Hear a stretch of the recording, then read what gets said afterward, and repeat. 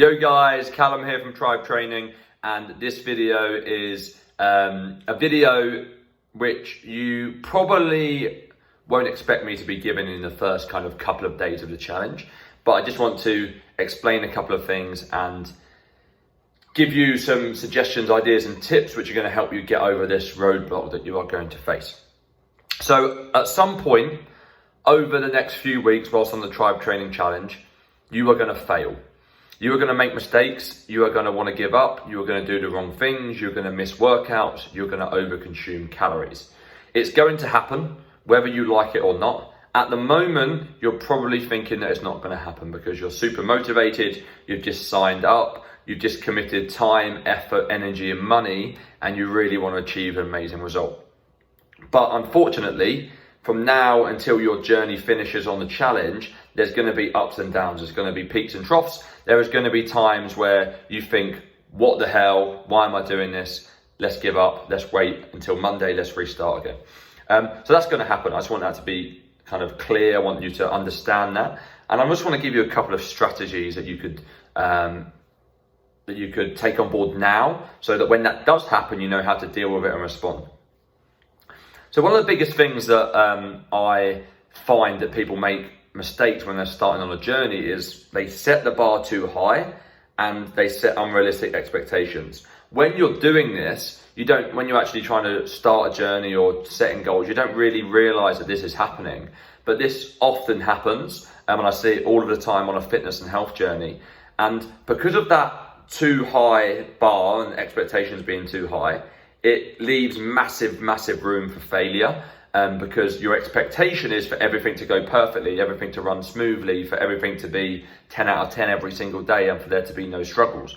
When in reality, life isn't like that. There'll be days where you get home from work late. There'll be days where you're stressed out because of the kids and you want to eat, sit in front of the TV and have a bottle of wine and a bar of chocolate. You have an argument with your partner, or the weather's bad, or whatever it may be. There'll be times where you're super stressed, you haven't slept well, and things just won't go right from a training, nutrition, psychological, mindset point of view. So you have to expect that to happen. That is just part of the journey. It happens to me, and I've been doing health and fitness now for 6 years. I have days where I'm feeling great, everything's going well, and I have days where I want to eat everything and I don't want to train and I don't want to get out of my bed. That's just part of it. The most important part is, first of all, acknowledging that's going to happen, then acknowledging it when it happens, and then most importantly, how you respond to that process and action once it does happen.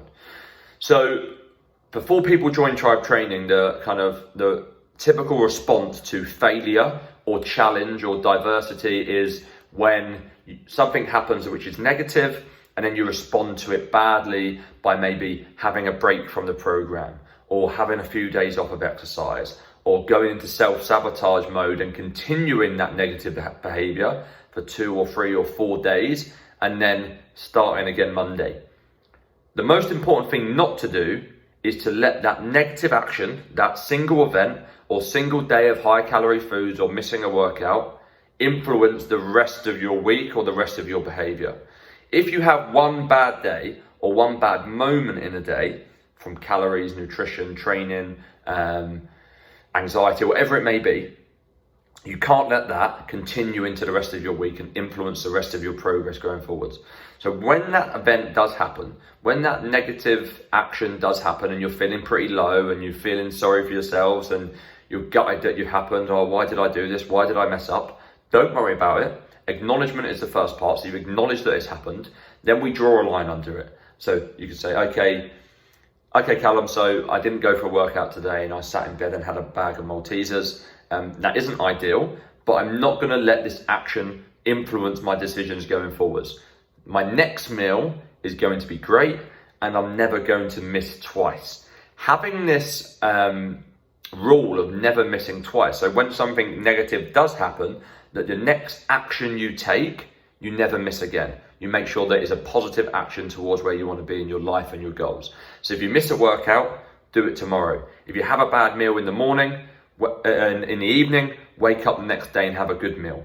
If you've had loads of snacks at lunch, make sure that your next meal is well balanced.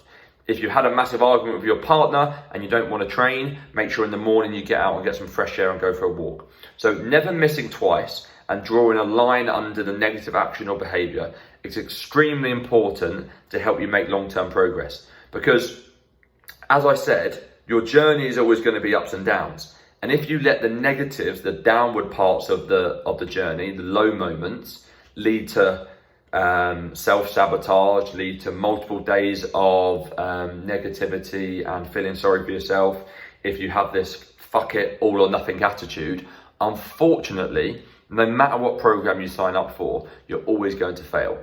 So it's really, really important that no matter what happens on a single given day or event, if it's negative, draw a line under it, never miss twice, and move on going forwards. So guys, I hope this helps. This video is quite deep, but it's going to help you massively long term get incredible results whilst on this journey with Tribe Training. Callum out.